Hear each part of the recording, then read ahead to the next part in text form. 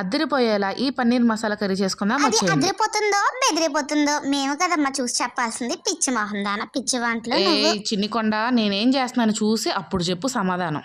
అయ్యో అయ్యో అయ్యో పన్నీర్లు వేసేసిన చెప్పేది దానికి పెద్ద స్కెచ్లు వేసేస్తుందిరా. నన్ను కాపాడండి రా పిచ్చోళ్ళారా, నన్ను కాపాడండి రా. చిచ్చి పిచ్చి నాటకాలు నువ్వు చినికొండ అసలు కుదురుగా ఉండవా? కుదురు సక్కదనం అనేది నా రక్తంలో లేదే పిచ్చి మొహం. సర్లే ఆగు. ముందుగా పన్నీర్ కర్రీ ఎలా చేసుకోవాలో చూద్దాం, తర్వాత మన గొడవలు పడదాం.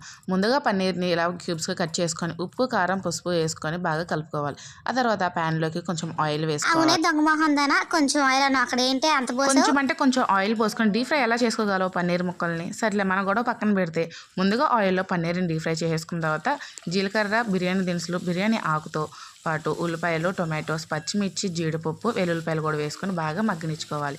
ఇది మగ్గిపోయిన తర్వాత సరిపడ ఉప్పు వేసుకొని ఈ మసాలాని బాగా పేస్ట్ చేసుకోవాలి. ఇప్పుడు అదే ప్యాన్లోకి కొంచెం బటర్ వేసుకొని బిర్యానీ ఆకు జీలకర్ర వేసుకొని ఇందాక పట్టుకున్న మసాలాతో పాటు కొంచెం వాటర్ యాడ్ చేసుకోవాలి. ఇప్పుడు సరిపడ ఉప్పు పసుపు కారం ధనియాల పొడి గరం మసాలా వేసుకొని మొత్తం కలుపుకున్న తర్వాత ఇందాక వేయించి పెట్టుకున్న పన్నీర్ ముక్కలు వేసుకొని లాస్ట్లో కొంచెం గార్నిషింగ్ కొత్తిమీర వేసుకుంటే టేస్టీగా ఈ పన్నీర్ మసాలా కర్రీ అయితే రెడీ అయిపోతుంది. అంతా బాగానే ఉంది కానీ మాకు కూడా కొంచెం పెడతావా అక్క? అమ్మో నీకా అక్కనే.